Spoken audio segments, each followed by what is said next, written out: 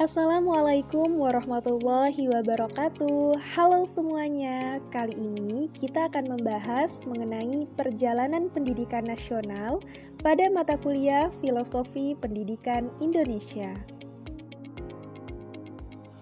Bersama saya, Emma Apriani, mahasiswa PPG Bahasa Indonesia tahun 2024. Bagaimana perjalanan pendidikan Indonesia dari zaman kolonial hingga saat ini? Pendidikan pada masa kolonial Belanda lingkupnya masih sangat sederhana.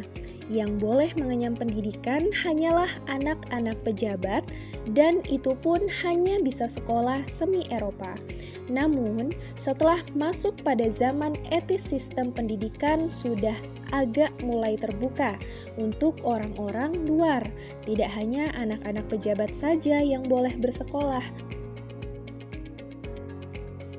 Tujuan pendidikan pada masa penjajahan Belanda menitik beratkan pada pemenuhan pemerintahannya, yakni tersedianya tenaga kerja murah untuk hegemoni penjajah dan untuk menyebarluaskan budaya barat. Pendidikan kolonial Belanda tahun 1854, yaitu beberapa bupati menginisiasi pendirian sekolah kabupaten yang hanya mendidik calon pegawai. Kemudian lahirnya sekolah Bumi Putra yang hanya punya 3 kelas. Adapun fokus pembelajaran pada saat itu, rakyat hanya diajari membaca, menulis, dan menghitung seperlunya, dan hanya mendidik orang pembantu dalam mendukung usaha dagang mereka. Cita-cita baru lahir untuk perubahan radikal dalam pendidikan dan pengajaran. 1922, lahirlah Taman Siswa Yogyakarta sebagai gerbang emas kemerdekaan dan kebebasan budaya bangsa yang didirikan oleh Ki Hajar Dewantara. Lembaga ini bertujuan memberikan kesempatan dan hak pendidikan yang sama bagi para pribumi jelata Indonesia, seperti yang dimiliki oleh para priai atau orang-orang Belanda. Taman Siswa ada sebagai jiwa rakyat untuk merdeka dan bebas. Ki Hajar Dewantara mendefinisikan pendidikan sebagai tuntutan, yaitu tuntunan dalam hidup tumbuhnya murid. Pendidik dapat menuntun tumbuhnya kekuatan peserta didiknya untuk menumbuhkan budi pekerti, pikiran, dan jasmani agar dapat memperbaiki perilakunya. Pada masa pendudukan Jepang, sistem pendidikan Indonesia banyak mengalami perubahan. Tujuan pendidikan lebih ditekankan hasil tenaga buruh kasar secara gratis dan prajurit-prajurit untuk keperluan perang.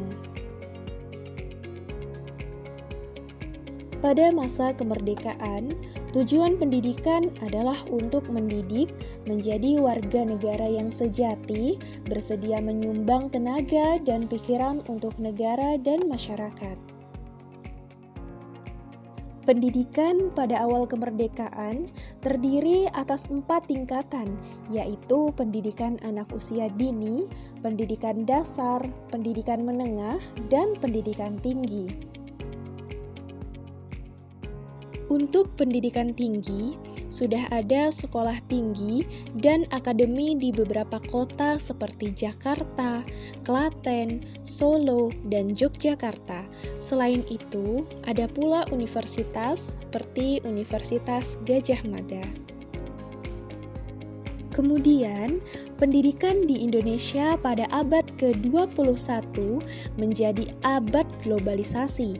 Pada saat ini, pembelajaran tidak berfokus pada kebudayaan lagi, akan tetapi berfokus pada sikap berpikir kritis dan pemecahan masalah, kecakapan komunikasi, kreativitas, dan inovasi, serta kolaborasi atau kerjasama.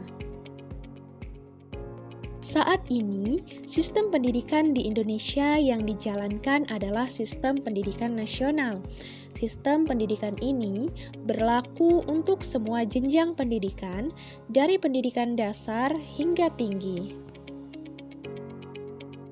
Demikianlah pembahasan video hari ini. Semoga bermanfaat. Wassalamualaikum warahmatullahi wabarakatuh.